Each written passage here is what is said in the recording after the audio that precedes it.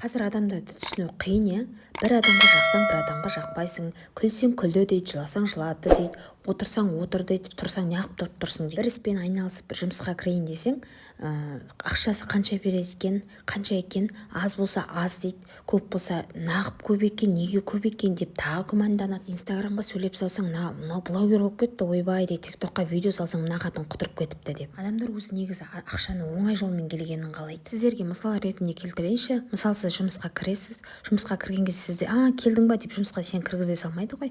Сен бірінші стажировкадан өтесің, сосын сен жұмысқа кіргеніңді айтады, я кірмегеніңді айтады. Егер де кірсең, саған жұмысқа сен кірдің, қабылдандың деп сенің бір айлығыңды сразу бере салмайды ғой. Жасайсың, көзге көрінесің, сосын барып сенің айлығыңды, еңбек ақыңды айдың аяғына, бір ай толғаннан кейін барып береді ғой. Мен сіздерге бұл жерде не айтқым келіп отыр? Біреудің ақшасын санамай өздеріңіздің ақшаларыңызды санап алсаңыздар.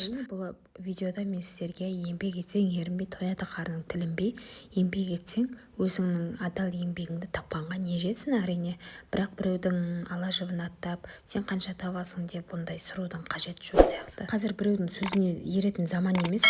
Алдында біреу комментарияға былай жазып жіберіпті: осы не керек, ішіп жеген салып, сол адам экранның ар жағында отырып алып біреудің өмірін қарап отыр да, өз жасай алмайтын нәрсесін, өзінің минусын өзгеден көріп отыр да. Сосын осылай мен сіздерге өзімнің ойымды қалдырып кеттім. Просто менің өзімнің ойым, біреудің өміріне қызықпай, өзіңіздің өміріңізге қызығыңыз. Кстати, біздің үйде философ бар, бірақ мен сыпырғанды жақсы көремін. Бұл әрекетке өзіңіздің әрине ой пікіріңізді қалдырып кетіңіз, және де менің YouTube арнама, TikTok арнама тіркелуді ұмытпаңыз. Всем пока.